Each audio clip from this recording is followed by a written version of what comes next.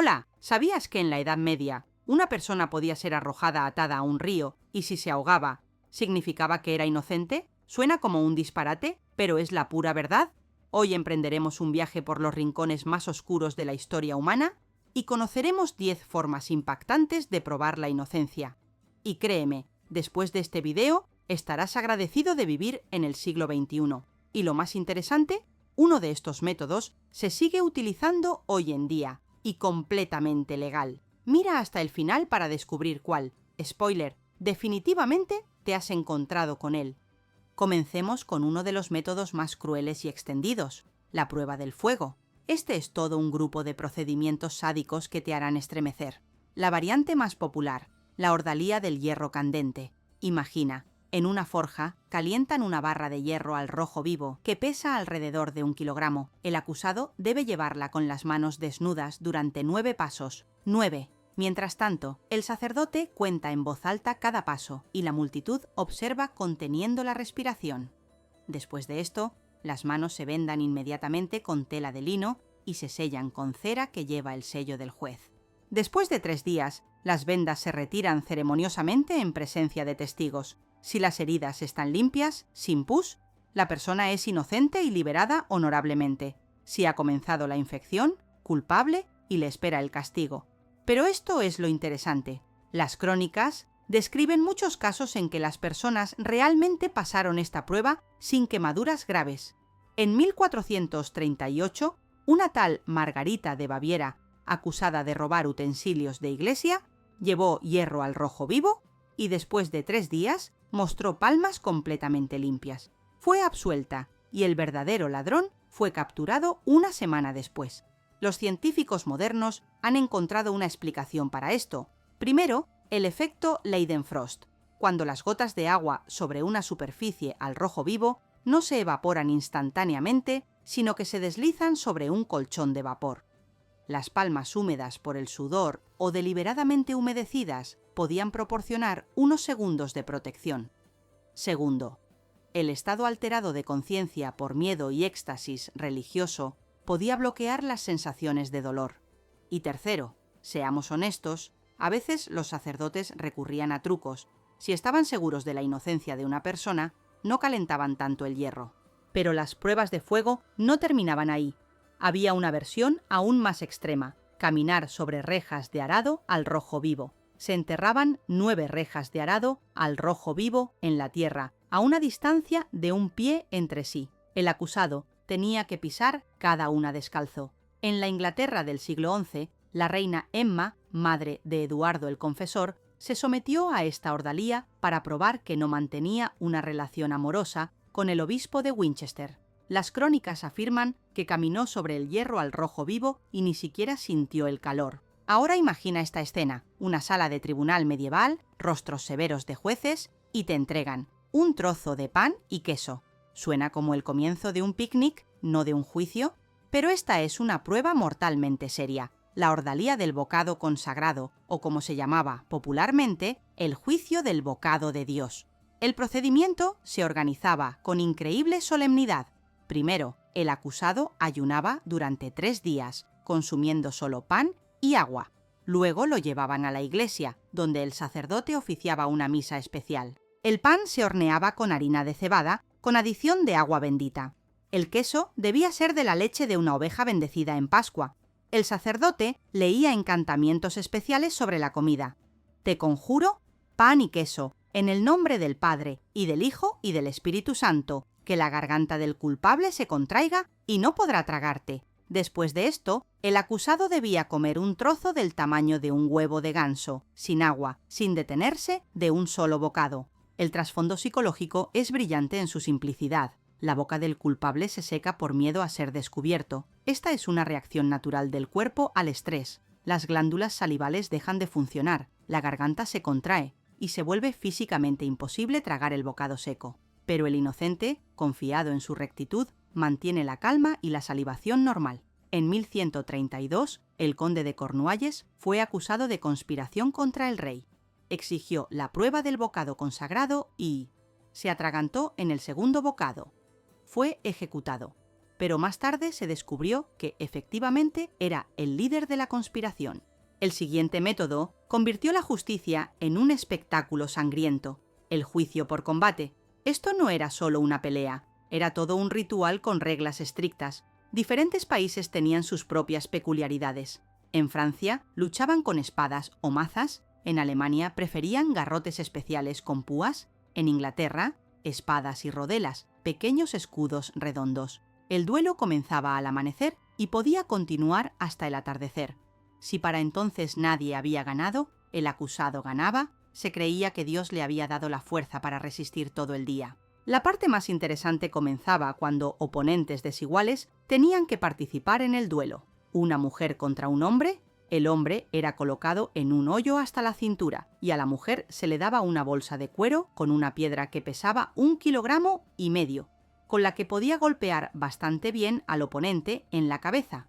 ¿Un sacerdote contra un laico? Al sacerdote se le prohibía usar armas punzantes, solo contundentes, porque la Iglesia no debía derramar sangre. Un anciano o persona discapacitada podía contratar a un luchador profesional, un campeón. Esto dio origen a toda una industria de duelistas contratados. En 1386, el último duelo judicial oficial en Francia tuvo lugar en París.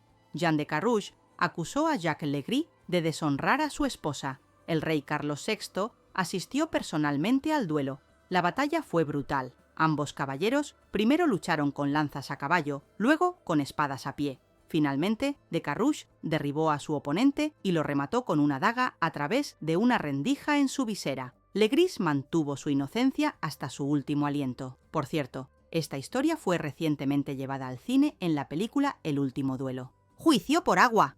Quizás el método más paradójico y cruel. El procedimiento fue desarrollado hasta el más mínimo detalle. El acusado era despojado hasta su ropa interior para que la ropa no le ayudara a flotar. Era atado de una manera especial, en forma de cruz. El pulgar de la mano derecha se ataba al dedo gordo del pie izquierdo, y viceversa. Esto resultaba en que la persona quedaba retorcida en una posición antinatural. Una cuerda estaba atada al cuerpo con el otro extremo sostenido en la orilla, para sacarlo si comenzaba a hundirse.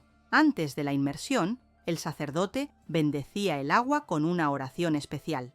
Te conjuro, agua, en el nombre de aquel que caminó sobre ti con sus pies, no recibas al culpable en tu abrazo, sino recházalo, como rechazaste a los malvados en el tiempo del diluvio. La lógica era irrefutable. El agua bendita no aceptaría a un pecador. Si una persona se hundía, inocente, el agua la aceptaba. Si flotaba, culpable, el agua la rechazaba. Lo peor era que muchas personas realmente no se hundían, y no era por brujería. Primero, quedaba aire en los pulmones. Es imposible exhalar completamente en un estado de pánico. Segundo, la ropa de lino creaba bolsas de aire. Tercero, la posición atada en cruz aumentaba la flotabilidad. Y los inocentes, que sí se hundían, no siempre eran sacados a tiempo. En la Inglaterra del siglo XVII, aproximadamente 1/3 de los absueltos por agua moría por ahogamiento o neumonía. En 1613, Janet Davis fue juzgada en Lancashire por cargos de brujería. Fue arrojada al estanque 3 veces y 3 veces flotó. La multitud se regocijó. La bruja había sido descubierta, pero el juez local, un hombre educado, notó que la mujer flotaba debido a una hinchazón abdominal, un signo de hidropesía. Exigió un examen médico que confirmó la enfermedad. Janet fue absuelta, pero murió un mes después de su enfermedad. En la antigua India abordaban las ordalías con sofisticación oriental. La prueba del veneno era todo un espectáculo. En el templo, ante la estatua de una deidad, colocaban un cuenco con agua en el que se habían remojado raíces de la planta chitraca, la Plumbaginacea india. En pequeñas dosis provoca vómitos, en grandes dosis, parálisis y paro respiratorio. El acusado debía beber el cuenco de un solo trago, mientras pronunciaba un juramento de inocencia. Pero todo el punto estaba en la preparación. 3 días antes del juicio, la persona era puesta en una dieta especial, solo arroz y leche, que crean una película protectora en las paredes del estómago. En la mañana antes del juicio, se le daba una decocción de semillas de loto, un antídoto natural, y la concentración de veneno se regulaba dependiendo de cuán seguros estaban los sacerdotes de la culpabilidad. Si el acusado se comportaba con calma, respondía a las preguntas sin vacilar, miraba a los ojos, el veneno se diluía. Si estaba nervioso, confundido en su testimonio, la concentración se aumentaba. El antiguo tratado Dharmashastra describe un caso donde el mercader Haridata fue acusado de asesinar a su socio, accedió a la prueba del veneno sin vacilar, bebió el cuenco y comenzó a bailar. Resultó que los sacerdotes habían diluido tanto el veneno que actuó como un leve intoxicante. El mercader fue absuelto y el verdadero asesino, al ver esto, confesó el crimen él mismo. En el Japón medieval, la prueba del agua hirviendo se convirtió en una verdadera ceremonia. Esto se llamaba Kugatachi, juicio divino. En un santuario sintoísta instalaban un enorme caldero de hierro, bajo el cual encendían un fuego usando madera sagrada. El agua debía hervir tan fuertemente que el vapor se elevaba hasta el techo del santuario. 3 piedras se colocaban en el fondo del caldero: blanca, inocencia; negra, culpabilidad; y gris, el caso requiere investigación adicional. Pero antes del juicio mismo, el acusado pasaba por un complejo ritual de purificación, que podía durar desde 3 horas hasta 3 días. Incluía abluciones en 7 manantiales, lectura de sutras, meditación ante un altar. Durante todo este tiempo, los sacerdotes observaban cuidadosamente a la persona. ¿Temblaban sus manos? ¿Vacilaba su respiración? ¿Sudaba su frente? Cada detalle importaba. Si los sacerdotes concluían que la persona era inocente, entraba en juego el ingenio japonés. Una decocción de raíz de cálamo se añadía secretamente al caldero. Crea una fina película protectora en la superficie de la piel. La temperatura del agua se bajaba añadiendo agua fría a través de un tubo oculto. Y lo más importante, al acusado se le daba una decocción de hierbas especiales para beber que bloqueaba los receptores del dolor durante varios minutos. Las crónicas del santuario de Ise registran un caso asombroso. En 1243, el samurái Minamoto Yoshitsune fue acusado de robar una reliquia sagrada, una espada supuestamente perteneciente al primer emperador. Yoshitsune no solo recuperó la piedra del agua hirviendo, mantuvo su mano en el caldero por tanto tiempo que los propios sacerdotes le pidieron que detuviera la ordalía. Cuando examinaron su mano, no había ni una sola quemadura en ella. La espada fue encontrada más tarde. Había sido escondida por un sirviente celoso. La prueba de la cruz parece engañosamente simple, pero era una verdadera tortura. En la iglesia ante el altar, dibujaban 2 cruces a la distancia de brazos extendidos, una de otra. El acusador y el acusado se colocaban en estos lugares frente al altar y extendían sus brazos a los lados, representando la crucifixión. El sacerdote comenzaba a leer una misa, que era especialmente larga para tales casos. Incluía la lectura de los 4 evangelios seguidos. La primera media hora parece tolerable. Después de 1 hora, comienza una sensación de ardor en los hombros. Después de 2 horas, el dolor se vuelve insoportable. El ácido láctico se acumula en los músculos, causando espasmos. Los brazos comienzan a temblar. Los dedos se entumecen. Pero bajar los brazos significa admitir tu culpabilidad. Algunas personas perdían el conocimiento estando de pie, sus brazos permaneciendo levantados debido al espasmo muscular. En Ratisbona, en 1151, ocurrió un caso legendario. 2 mercaderes, Conrado y Enrique, disputaban el derecho a un lugar comercial. Permanecieron con los brazos levantados desde el amanecer hasta las vísperas, casi 12 horas. Ambos colapsaron simultáneamente. El obispo que observaba el juicio decidió que Dios indicaba la necesidad de un compromiso. El lugar comercial se dividió por la mitad, y la historia entró en las crónicas de la ciudad como un milagro de voluntad férrea. En algunas tribus africanas todavía practican la prueba del gallo rojo, aunque está oficialmente prohibida. El ritual tiene lugar al amanecer. Se cree que en este momento la frontera entre los mundos es más delgada. Al acusado se le da una decocción de corteza del árbol muabi, una potente toxina vegetal que causa vómitos, alucinaciones y parálisis temporal. Luego comienza la acción teatral. Un chamán con máscara de espíritu juez baila alrededor del acusado, gritando sus pecados, reales e imaginarios. En el momento culminante, traen un gallo rojo, necesariamente joven, no mayor de 1 año. El ave es cortada con un movimiento y la sangre salpica el suelo.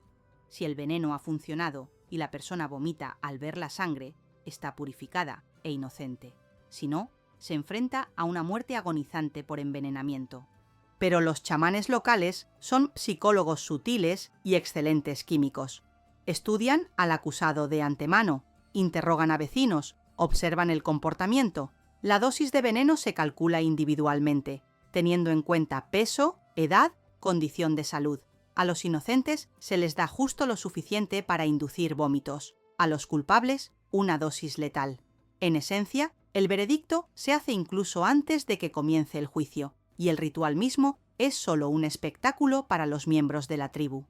El antropólogo James Fraser, a principios del siglo XX, observó personalmente tal juicio en Congo.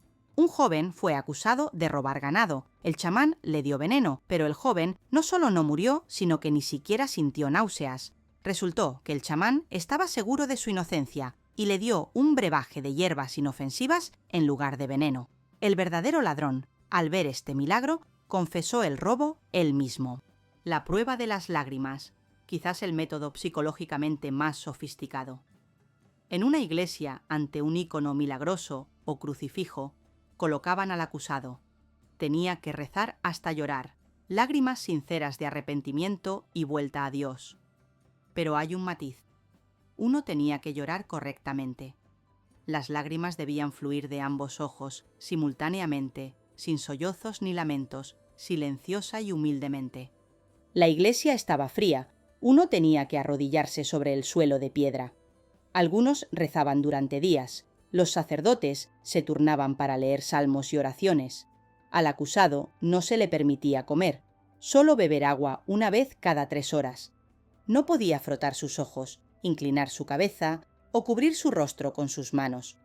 Los testigos monitoreaban cada movimiento. En Praga, en 1421, una joven llamada Aneška fue acusada de envenenar a su marido. Permaneció en la catedral de San Vito durante 4 días y 4 noches. En la quinta mañana, cuando los primeros rayos de sol a través del vitral cayeron sobre su rostro, lágrimas comenzaron a fluir de sus ojos. Pero la alegría fue prematura.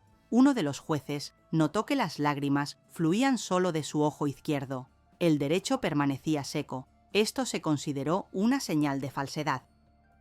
Solo un año después, cuando capturaron al verdadero asesino, el hermano del marido, se descubrió que Aneška tenía un conducto lagrimal dañado en su ojo derecho desde el nacimiento. Y finalmente, hemos llegado al 10º método, el único que ha sobrevivido hasta nuestros días, el polígrafo, o detector de mentiras. Su historia comenzó en la antigua China. Al sospechoso se le daba un puñado de arroz seco para poner en su boca. Si después del interrogatorio el arroz permanecía seco, la persona estaba mintiendo. El principio es el mismo que en la prueba del bocado consagrado. El estrés causa sequedad bucal. En 1895, el criminólogo italiano Cesare Lombroso comenzó a medir la presión y el pulso de los sospechosos durante el interrogatorio. En 1921, el estadounidense John Larson creó el primer polígrafo real, que registraba simultáneamente presión, pulso y respiración. Los polígrafos modernos miden hasta 7 parámetros: ritmo cardíaco, presión, frecuencia respiratoria, resistencia eléctrica de la piel, temperatura, movimiento ocular e incluso microvibraciones de voz. Pero aquí está la paradoja. La precisión del polígrafo varía del 60 al 90%, dependiendo de la calificación del operador y la condición del sujeto. Los mentirosos patológicos y psicópatas engañan fácilmente al detector. Simplemente no tienen reacción fisiológica a la mentira. Y las personas honestas pero nerviosas pueden mostrar signos de mentir solo por estar ansiosas por el procedimiento mismo. Resulta que estamos usando un método no mucho más confiable que la prueba medieval del agua. En 2003, en los Estados Unidos, ocurrió un caso demostrativo. Gary Ridgway, un asesino en serie conocido como el asesino de Green River, pasó con éxito la prueba del polígrafo 2 veces. Los operadores concluyeron que estaba diciendo la verdad cuando negaba su participación en los asesinatos. Solo el análisis de ADN 20 años después probó su culpabilidad en el asesinato de 48 mujeres. ¿Y a cuántas personas inocentes ha declarado mentirosas el polígrafo? Bueno, amigos, Nuestro viaje a través de las páginas oscuras de la historia de la justicia ha llegado a su fin. Hemos visto 10 formas en que nuestros antepasados intentaron distinguir la verdad de la mentira, desde el hierro al rojo vivo hasta el polígrafo moderno. ¿Y saben qué es lo más triste? En 1000 años, todavía no hemos aprendido a determinar infaliblemente quién es culpable y quién no. Solo hemos reemplazado el agua hirviendo por cables y las oraciones por preguntas del operador. Cada uno de estos métodos se basa en un principio, la creencia de que el cuerpo revelará la verdad. Las personas medievales creían que Dios protegería al inocente de las quemaduras. Nosotros creemos que una máquina atrapará una mentira por un pulso acelerado. Pero la psique humana es más compleja que cualquier prueba. El miedo puede hacer que el inocente parezca culpable, mientras que la compostura puede ayudar a un criminal a evitar el castigo. Entonces, ¿cuál de estos métodos te pareció el más salvaje? ¿La prueba del fuego, donde las personas eran obligadas a agarrar hierro al rojo vivo? ¿O quizás la prueba del agua con su lógica pervertida? Si te ahogabas, ¿eras inocente? Escribe en los comentarios qué método te impactó más y dinos, ¿aceptarías someterte a una prueba de polígrafo sabiendo que su precisión está lejos de ser perfecta? Si has visto este video hasta el final, eres un verdadero investigador de la historia. Dale me gusta si aprendiste algo nuevo. Y estoy seguro de que lo hiciste, porque pocos han oído hablar de la prueba del gallo rojo. Suscríbete al canal y asegúrate de tocar la campana. Tenemos muchas más historias asombrosas del pasado. Y comparte este video con amigos, que ellos también sepan lo afortunados que somos de vivir en una era donde lo peor que te amenaza por mentir es una mirada de desaprobación. En el próximo video te contaremos sobre cosas que hace solo 100 años se consideraban un signo de alto estatus, pero hoy pueden ocasionarte serios problemas legales. Solo diré una cosa: hablaremos sobre moda, medicina y entretenimiento que hoy parecen una completa locura. No te lo pierdas, será aún más impactante que hoy. Recuerda, la verdad siempre encontrará su camino hacia la luz, a veces a través de pruebas de fuego y agua, a veces a través de cables de polígrafo, pero más a menudo a través del tiempo, que pone todo en su lugar. Cuídate y trata de mantenerte alejado de cualquier prueba, tanto medieval como moderna.